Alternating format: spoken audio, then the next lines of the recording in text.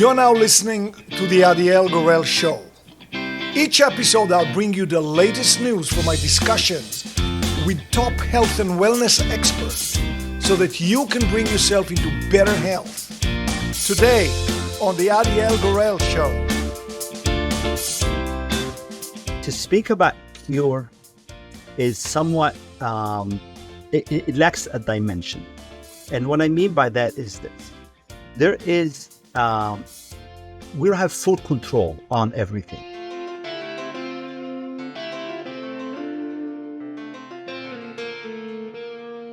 Hi everybody, it's a joy to be here with you again today. It's very exciting to get those great experts that are exploding with great knowledge.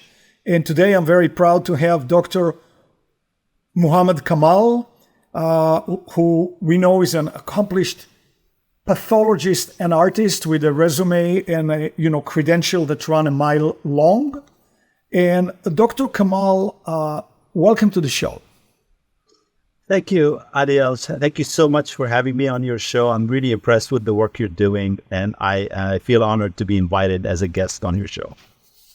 Okay, great. So, why don't we start with your story? Clearly, you have a deep passion.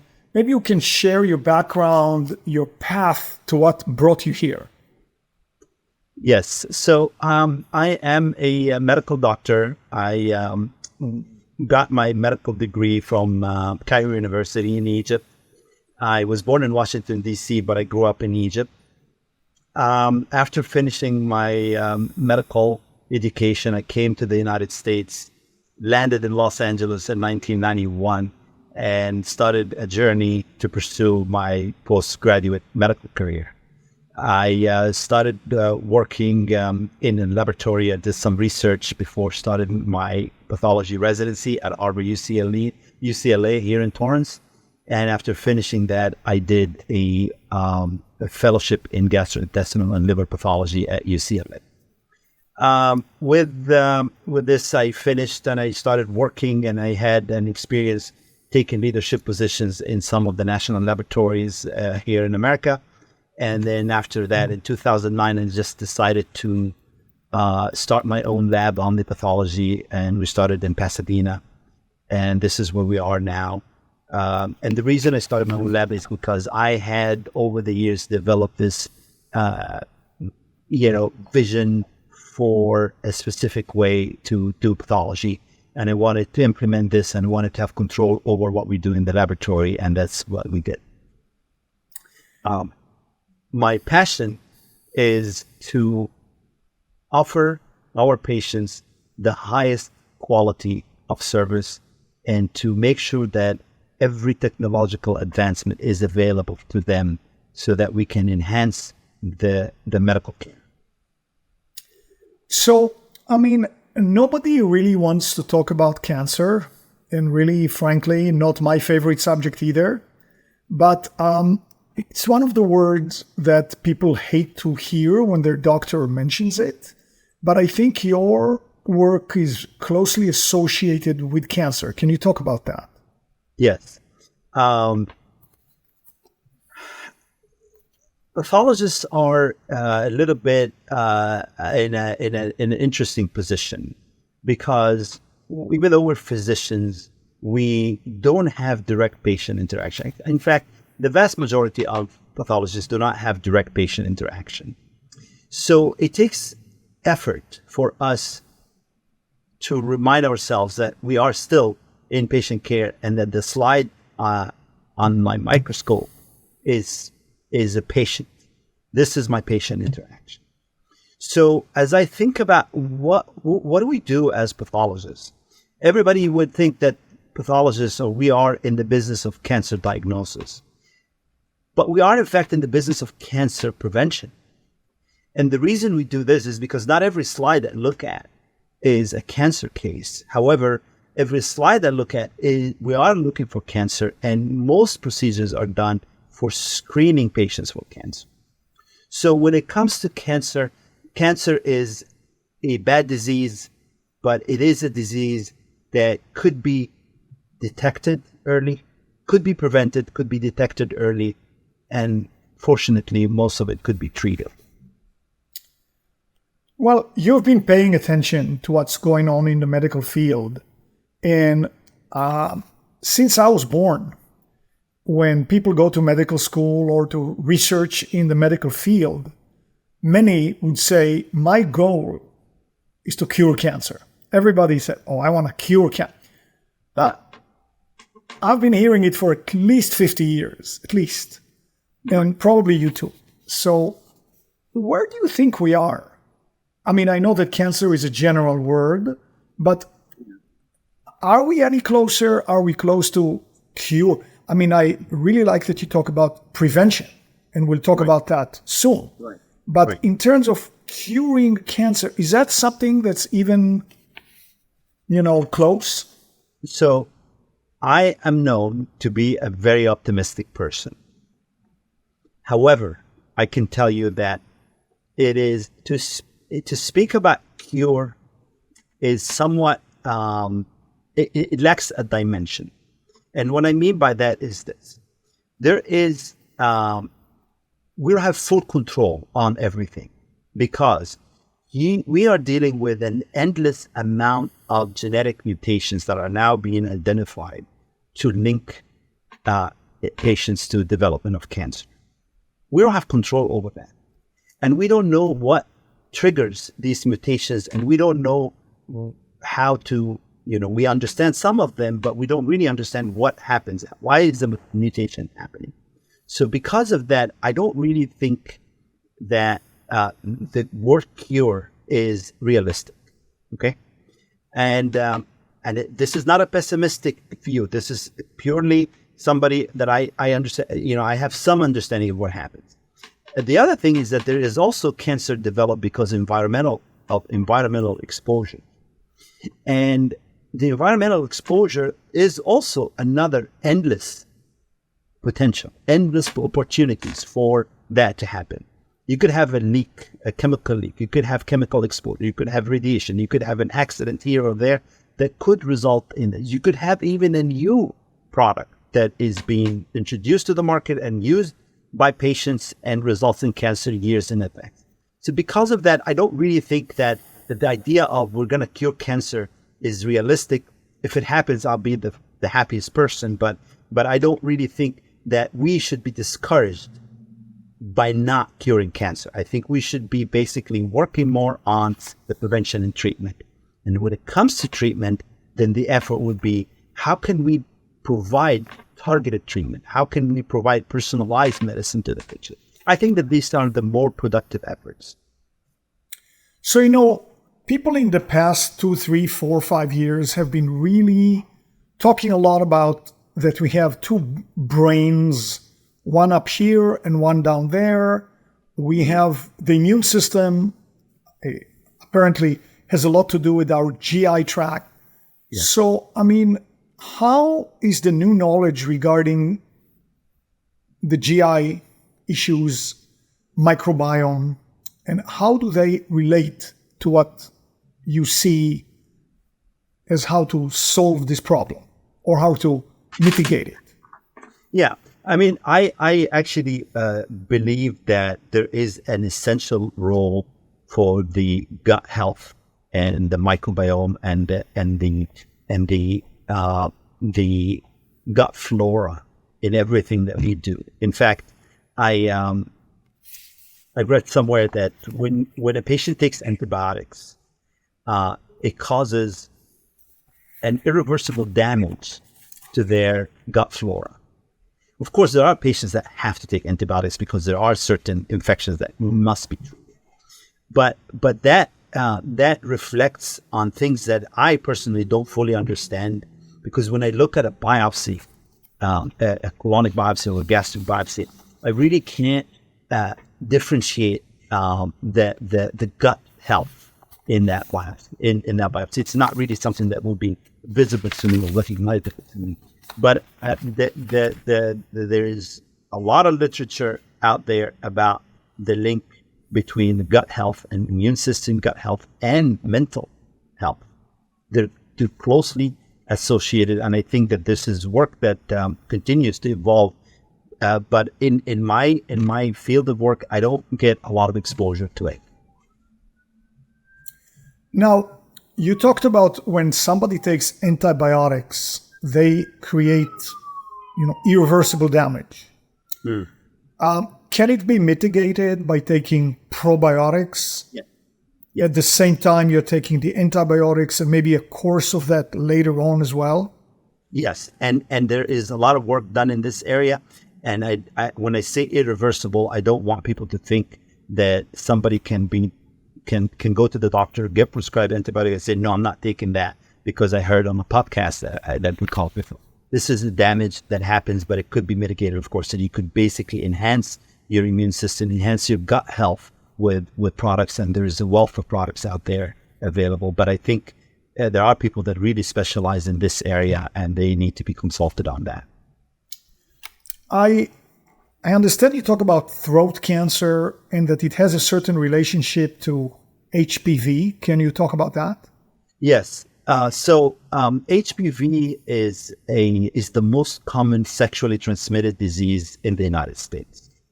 HPV causes other cancer than the throat. So cervical cancer, which has been around for many, many years, it happens in the cervical canal of the female uterus.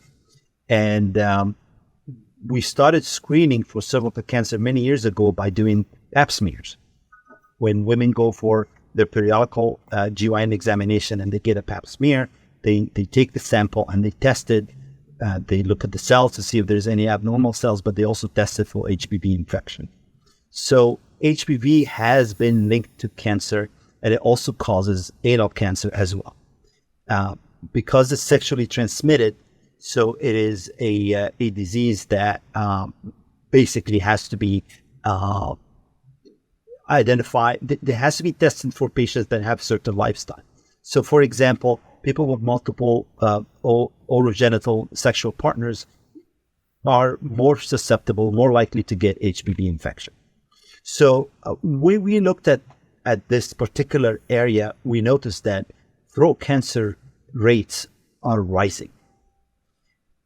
And this is a cancer called squamous cell carcinoma. Squamous cells are the lining of the throat. And it's exactly the same cancer that you have in the cervical canal. It's lined by squamous cells. So you also get squamous cell carcinoma in the cervical canal.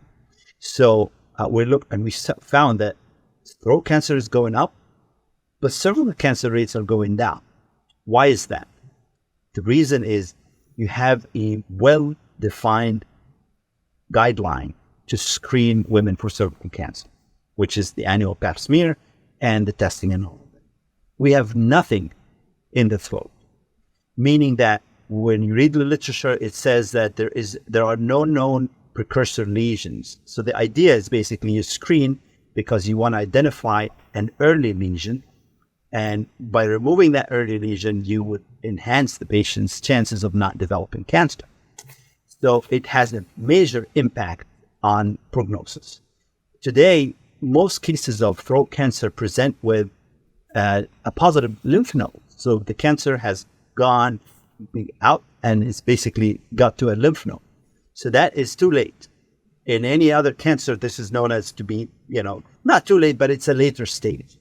So we said, why is that? Why aren't we doing this? So we developed a test for oropharyngeal HPV infection, which is basically a swab, just like the COVID swab. A patient opens the mouth and then the doctor would just swab the throat. And by doing that, you identify patients that are positive for HPV infection. And I'm sorry for taking a little bit more time because please. Trying to focus on educating patients and healthcare providers.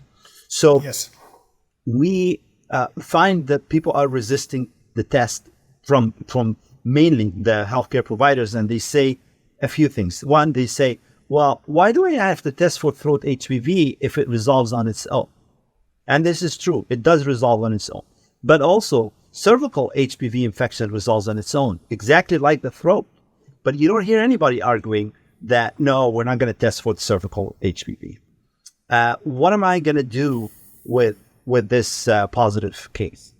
Because they have well-defined guidelines in the cervical canal, but there is no recognized guideline for the throat. So what we say is this: both in the cervix and in the throat, persistent HPV infection is linked to the development of cancer. So our goal is to first identify patients with persistent HPV infection in the throat. How are we going to do this without testing, right? So the question is, what am I going to do? Am I going to refer everybody to head and neck doctor? And we say, no. What we will do is that you test the patient, and if the patient is positive, then at least you identified a segment of the population that needs to be retested. And then if they are retested and they cleared it, good. If they continue to be positive, then that's the patient you want to send to an ENT doctor. The ENT doctor will do a scope, and when they look, they may be able to find the recognizable precancerous lesion. Very simple, logical approach, and a test that is supposed to be done in a primary care practice. But we thought, but we have a group of practitioners that have unparalleled access to throats, which are dentists and dental hygienists. Why don't we go to this community, these healthcare providers, and indicate that this throat is available, educate your patients, swab it, send it, and then you can refer to ENT. So how did it manifest in practice now? Are there dentists who are doing those tests? Are you trying to get more dentists? What's the situation right now? So the situation right now is that we just started talking about this. I gave a lecture at the California Dental Association in Anaheim last May. We managed to get a few dentists to adopt the testing, and they are sending us cases. We have a couple of ENT doctors that are using that test as well, and we are just starting. So there are people coming every day inquiring about the test, sending us cases. So we have just started, and I think my role now is to try to educate more people, and I hope that my appearance on your show would educate more patients and more physicians. The one thing that I want to tell you is that if we learned anything from COVID, it was a transformational event where we started to see more patients being proactive about their health. People now are going online and learning more about health and about health care and about preventive care.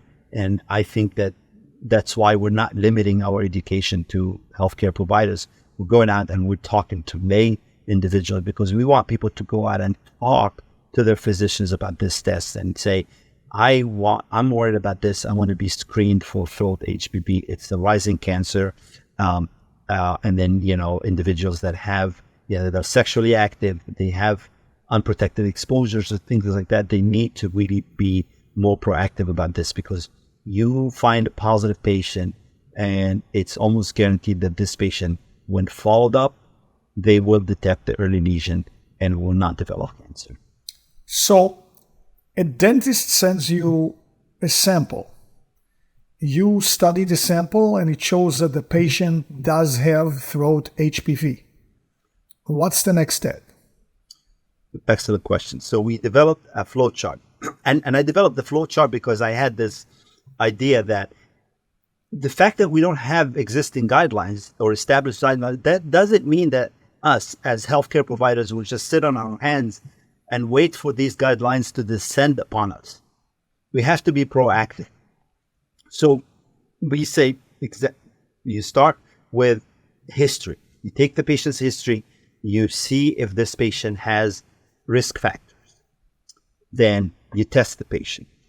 The testing is a molecular PCR testing, similar to what we do with COVID and similar to what we do also with the cervical HPV. If the patient is positive, so we say, okay, we have a flow chart. If a patient is positive, then that patient could be retested in 6 to 12 months. And if the patient is positive, then you could refer them to an ENT doctor.